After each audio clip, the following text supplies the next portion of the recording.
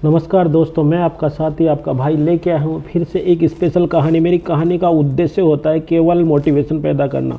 तो जी हाँ दोस्तों, मेरी कहानी है एक गुरु और एक शिष्य की। एक गुरु और शिष्य था, दोनों जंगल के रास्ते से कहीं दूसरे जगह जा रहे थे, दूसरे जंगल की तरफ जा रहे थे। रात काफ़ी हो चुकी थी तो वो परेशान हो गए चलते चलते। तो उन्होंने सोचा कि रात को कहीं विश्राम कर लेते हैं, रुक जाते हैं कहीं ना किसी के पास।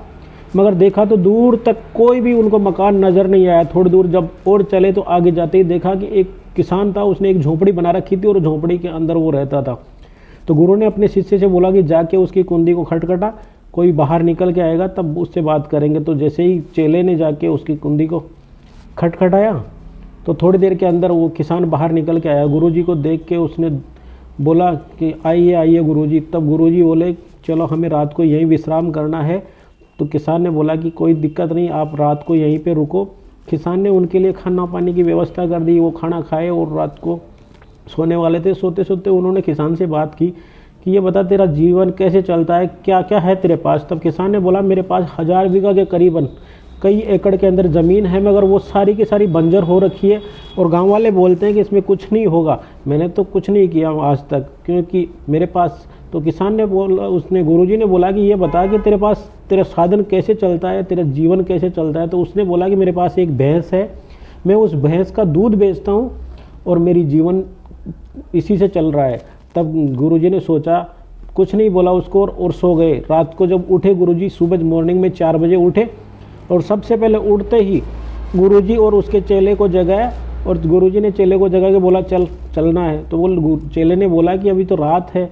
बोले नहीं नहीं उठ और चल। गुरुजी ने भैंस को खोला और वहाँ से चला गया।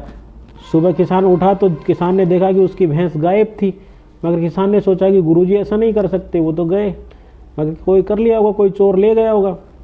तो काफ़ी दिन बीत गए, कहीं दूर जाके गुरु और चेला रहने लगे। तब उनके चेले को एक दिमाग में आया कि काफ़ी 10 साल बीतने के बाद में जब सोचा चेले ने कि मैं जाके देखता हूँ उस किसान का क्या हाल होगा, या तो वो मर गया होगा क्योंकि उसके पास जीविका का कोई साधन नहीं था।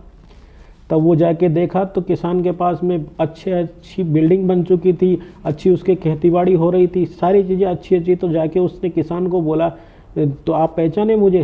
तो चेले को देखते बोले हाँ पहचान तो गया मैं, मगर आप ये बताओ कि रात को क्यों चले गए थे और उस दिन मेरी भैंस भी गायब हो गई थी।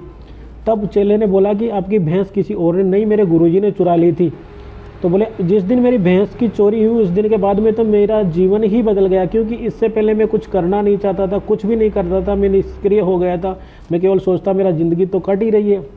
तो गुरुजी ने अच्छा किया कि मेरी भैंस ले गई तो मुझे काम के लायक बना दिया।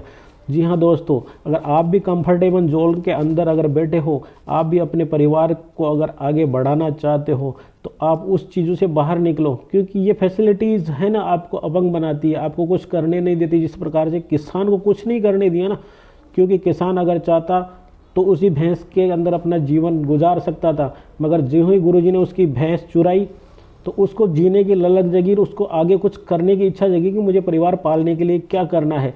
तो आप भी ऐसा ही करना चाहिए, क्योंकि अगर आपके अंदर कुछ जोश है, जुनून है, तो आप उनकी तरह ही बनने की कोशिश करो कि आप कंफर्टेबल जोन से बाहर निकलो और आप भी कुछ कर दिखाओ ऐसा कि दुनिया करना चाहिए आपके जैसा।